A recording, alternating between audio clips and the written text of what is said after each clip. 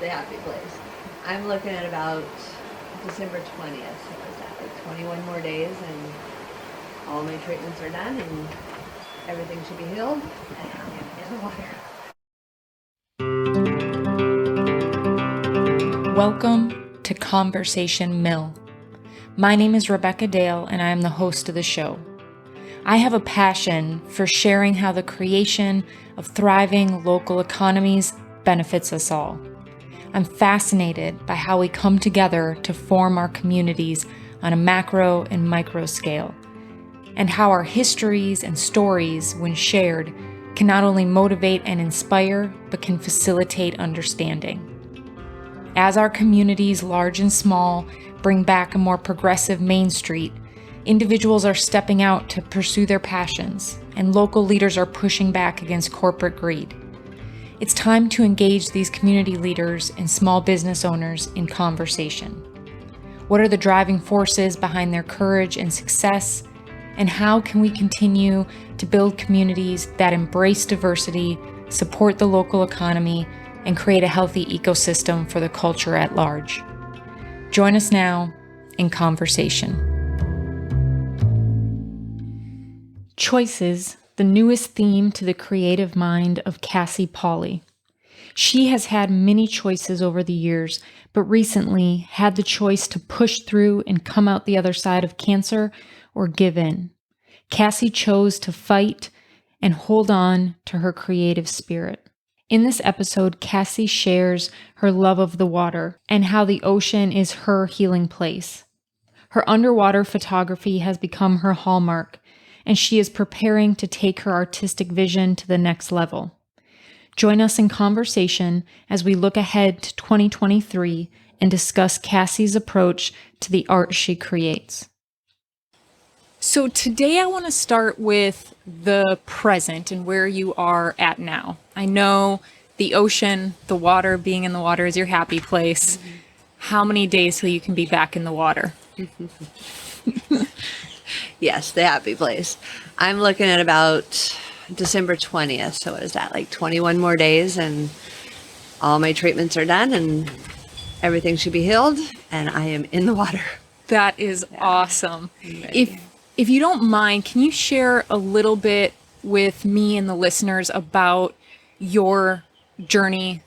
I don't mind talking about it at all. I think it's important to talk about it. In the beginning, I wasn't sure if I wanted to talk about it, but when I found that talking helps other people as well as me. Mm-hmm. So a year ago, September, I got diagnosed with breast cancer. And right away, you just start spinning. One thing after another. I got to do this, you got to do that. This, it just lines up. And you just keep going with it because you don't know what to do, but you're listening and you're researching and you're just doing. You're in it. Yeah. And while you're in it, everything in your normal life that you had is falling apart. Yeah. It's a year later, so we're doing better. Yeah. Especially, your career, right? Because you had to, just physically, you couldn't carry the equipment, I would imagine. Nope. In the beginning, you go right into a mastectomy, right? Mm-hmm. Can't carry gear. You're on the couch. Then you go right into chemo, and then you lose your brain. Mm-hmm. Trying to figure out what's on Netflix, and I don't watch TV, so it was a very interesting year of television. Yeah. So, and even to this day, I'm sore. Mm-hmm. 5 surgeries, infections, just constantly something happened to me. Yeah. And just keeping my head up is, laughter is big. You have to just laugh and move through it. And I finally see the end in sight. I'm so excited, but I'm kind of starting fast because I have jobs the next 4 days and I have to hire people to carry my gear right now because I can't carry it. But during that time, and you thought about getting past the surgeries, getting past the infections, getting healed, getting stronger again, were you thinking about what is my career when I come out of this? Or were you not even, was that so far on the back burner? You go in and out of, I don't want to say a bad word, but to I got this. No, you don't. Yes, you do. No, you don't. You're playing with your head's playing games on you. Mm-hmm. And I literally, I kind of felt like I was done. there's no way I'm going to recover from this. There was a pandemic and I only started working for 3 months and then boom, I'm in cancer. And so how do you keep yourself in the eye of the vendors, the coordinators, and how do you stay present when you have no brain? I mean, it took everything you have just to get through your day. I would do 1 minute at a time, 1 day at a time, 1 week at a time. I couldn't see to now. Yeah. Like, I had to stay here right now. And that was frustrating. I think when I had the mastectomy, I did a piece because I had won an award and I felt like I should enter again, even though I didn't feel like it. Yeah. And I got off the couch and I designed this piece and I got done with it. I'm like, I'm going to be okay. Like, this is going to be okay. When I found out I had cancer, I'm like, I have art.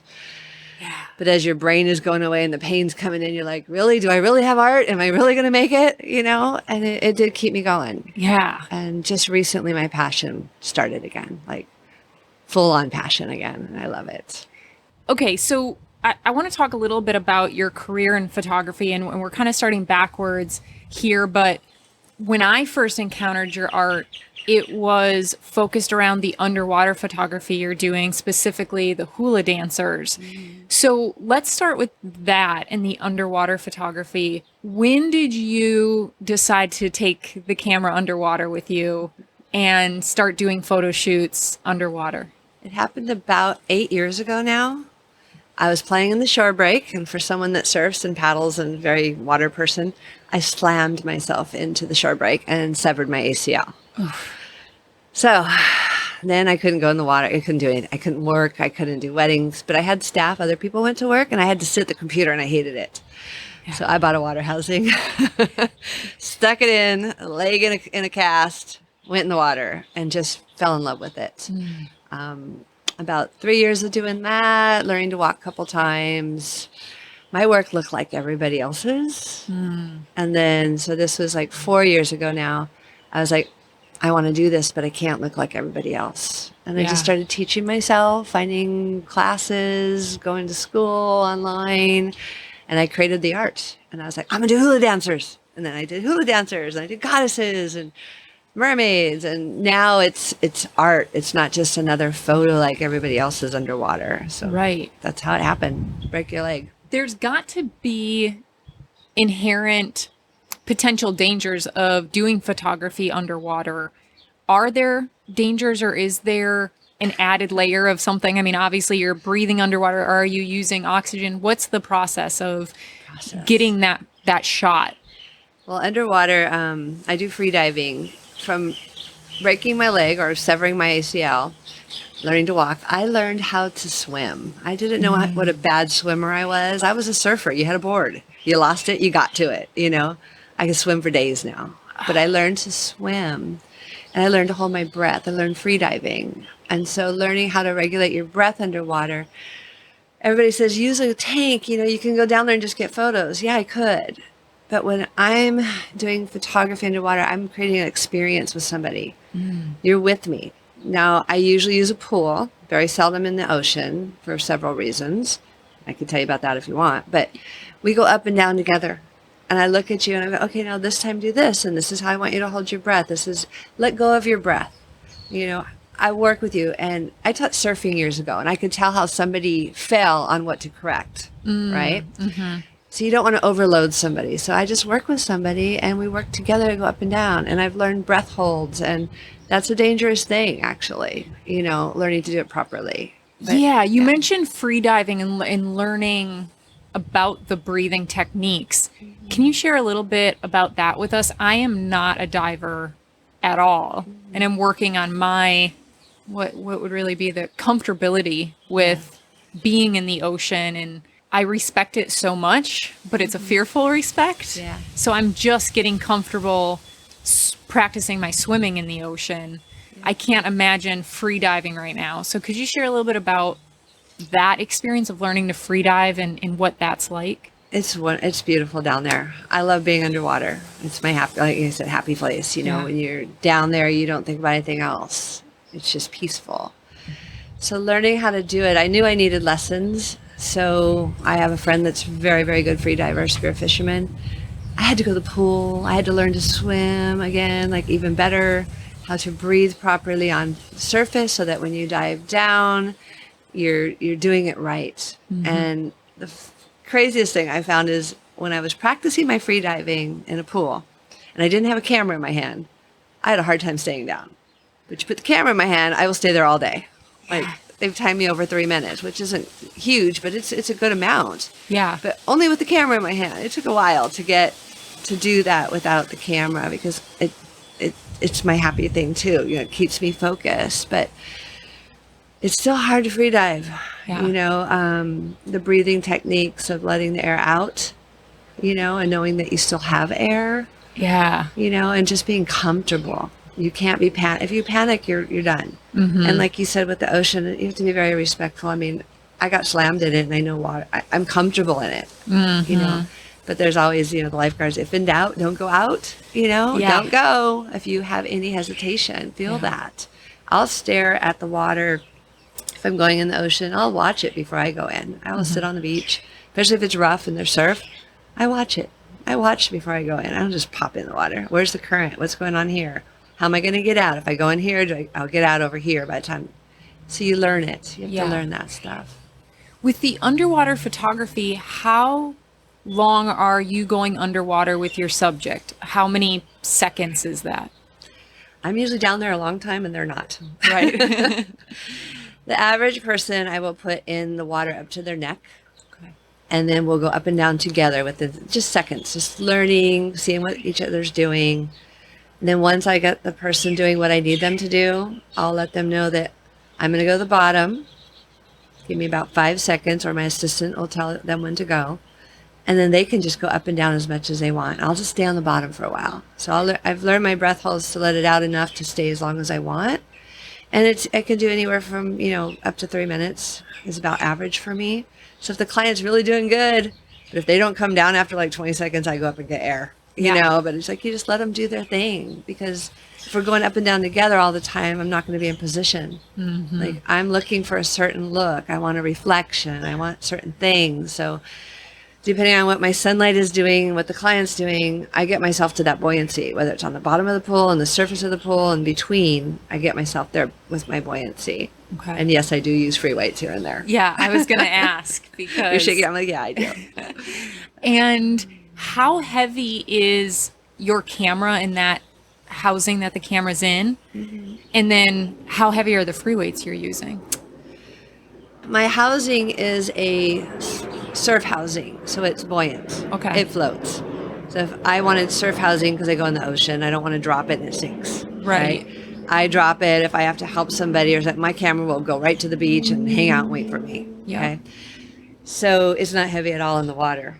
Above water, it's about 15 pounds. Okay. I'm trying to get it in the water, you know, because I have heavy gear still. I'm changing that out.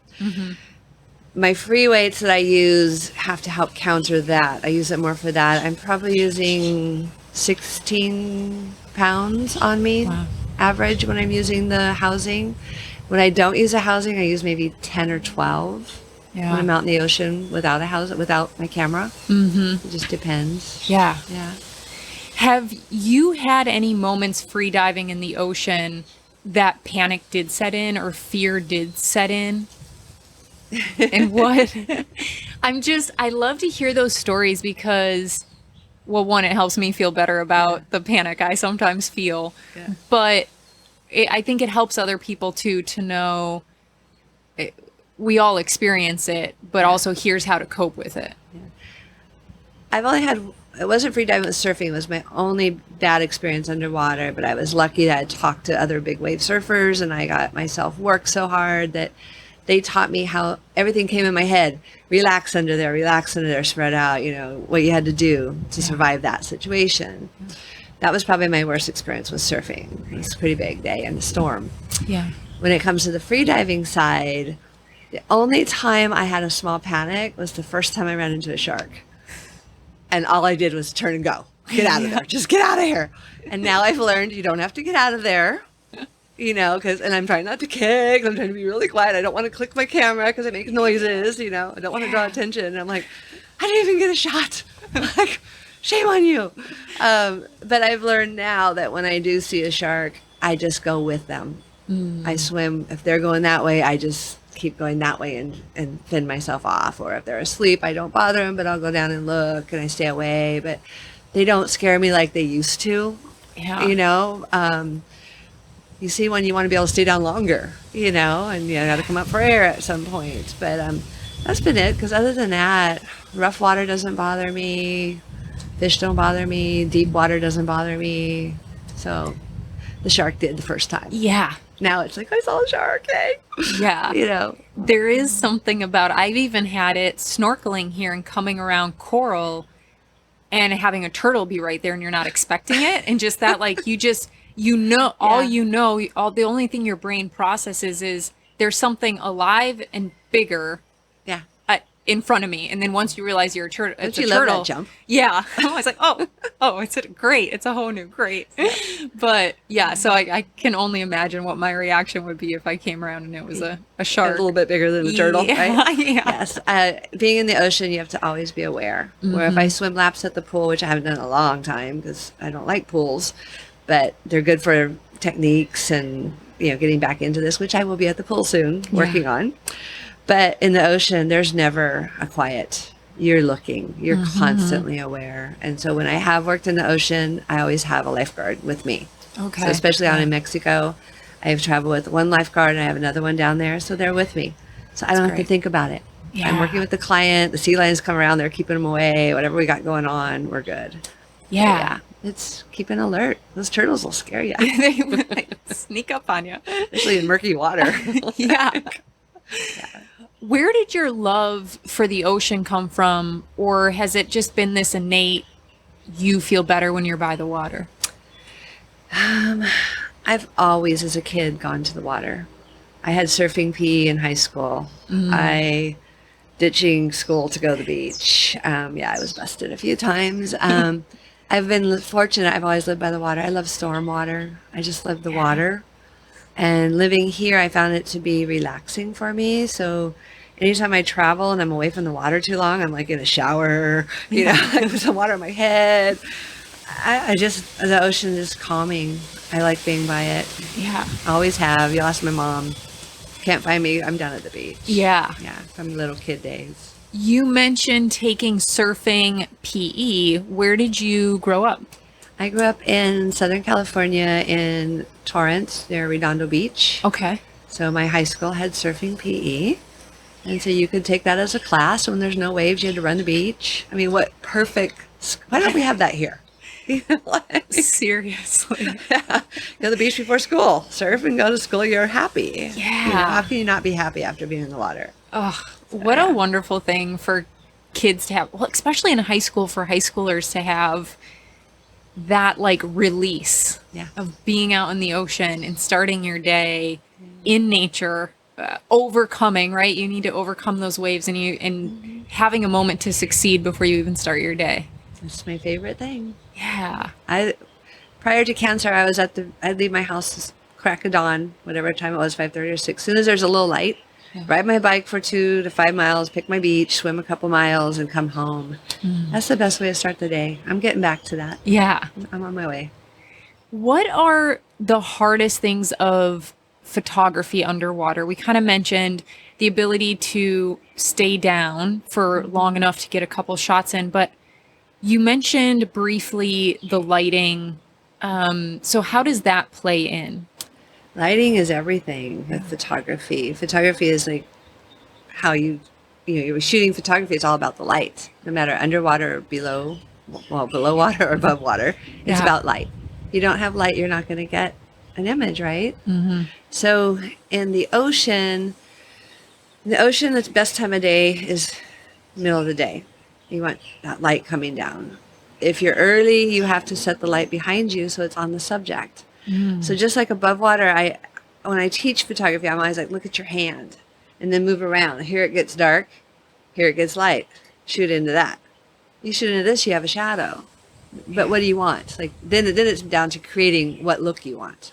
Yeah. So underwater, I'll do things like if I want a silhouette, I'll go on that side. The sun's over there. Put the mermaid over here. They're dark and there's rays coming through. So it's silhouetted. If I want to see them, I have to go on the other side Sure. so that I could shoot with light falling on them. Does that make sense? Yes. Yeah. And then the deeper you go, the more color you lose. So the good thing about most of my clients, they don't go very deep. Right. So I can usually get below them or wherever I want to be. But most clients, if I can get them to 10 feet, I'm like, that's really good. Wow. Most are like 3 feet, 5 feet. Yeah. So I can make it look like a bigger ocean. I can get deeper than them or whatever needs to be done. But light's very important. You've mentioned shooting some in the ocean. You do most clients in a pool. Have you done any in the ocean? Or when you do ocean, are you mainly doing nature photography? I do both. Yeah. So you can do somebody in the ocean. You have to be very cautious because the dress, if you're doing a gown or something, they wrap around legs, they go all over the place. They can't stand because we're usually in deeper water. Right. So I create the costumes, or they can bring their costumes. I have a closet full and I collect. Yeah. That's fun. But whatever you put them in, it needs to be something that's easily to get out of. Safety is always first. You know, their ability, they have to like pass that test. You know, I got to know that they can do this. You know, people say they've swam all their life, and then you get them in a dress in the water and they're drowning on you. Right. I have insurance. I don't want to use it. You know, it's like, we're not going there. Yeah. Right? Yeah. Mermaids are a lot easier in the ocean. Most of them know how to swim. They know how to work a tail. So it's a lot easier. So it just depends. I do a lot of that down in Mexico, though. Okay. Yeah. It's a better water, more fish. We don't have a lot of fish anymore. Right. It's sad. It really is. Yeah. You've been on Maui a long time. Can you talk to us about your journey from Southern California to Maui? How did you end up here? When I was 12, my mom sent me to Oahu, and I fell in love. Just fell in love. Catching the bus to the North Shore, jumping off Waimea. I loved it. I kept saying, I'm going to move to Hawaii. And I did. Got out of high school and moved to Hawaii. Wow. Landed here. I had met some guys that sell the sailboat over. Okay. And they're like, we have a place on Maui. Come on over. Well, be careful what you say to me because I show up. Yeah. You know, I'm going on vacation. Where are you going? You want to come? Sure. I will show up. I came. I just packed the suitcase and came here. It's water. Yeah. I loved Hawaii from the first day I landed here. So I kind of want to live in two places now. Yeah. I like culture, and there's more I'm interested in. But this is home. Yeah. Yeah. In that time, so you said you came here right out of high school, so I'm assuming you're 17, 18 or 18, 19-ish? I think I was 19. Okay. I spent a year trying to do a job. Yeah, so I did spend a year going, I'm going to give it a shot. Just for my mom. For my mom, I did that. Yeah. Like the year to that date, I was like, I'm done. Packed the suitcase. So you're out here, so I'm sure you've seen a lot of changes on the island. Yeah. And especially, like we were just talking about fish, I'm sure you've seen a lot of changes in the coral here. Can you talk a little bit about that? Because I'm sure it was much more vibrant when you first arrived. Oh, yeah. It has changed so much. The whole island has. It's hard to see. Yeah. The fish have gone mostly. The coral has died. The pandemic was amazing because I saw it all come back to life. Yeah. So seeing what 20 plus, let's say 30, I've been here like 35 years or so. From what it was during the pandemic, it came back. And within 3 months, it went away. It's very hard to see. That's why I'm in love with Mexico now, because I go down there and things are alive. Yeah. And I'm just like, oh my God, that's what it's supposed to look like. And I can't wait to get to Fiji and other tropical places because the reefs are still alive. We've let it go. You know, so I'm hoping, I was hopeful during the pandemic we'd come back a little more environmentally conscious and protect it, but we haven't. What do you see as, and maybe if we're getting out of your arena, you know, just let me know, but what do you see as the biggest environmental impact right now to the coral here? Is it the sunscreen of the tourists when they're not wearing the right one? What is the biggest impact, or just over tourism where we have too many people in the water? I think the sunblock is a big one, and it's everybody. It's not just tourists. People here are using it as well. We do have a ban about to go in effect shortly. It kind of was starting during the pandemic, so no one heard about it, but we're getting there. But it's not enough. It's the pesticides. It's the golf courses and the hotels and even the average person using pesticides. But we could probably go more to the hotels and golf course because they use more. Yes. But we're all using things that could be better for the environment. I don't want to be an activist here, but we're not protecting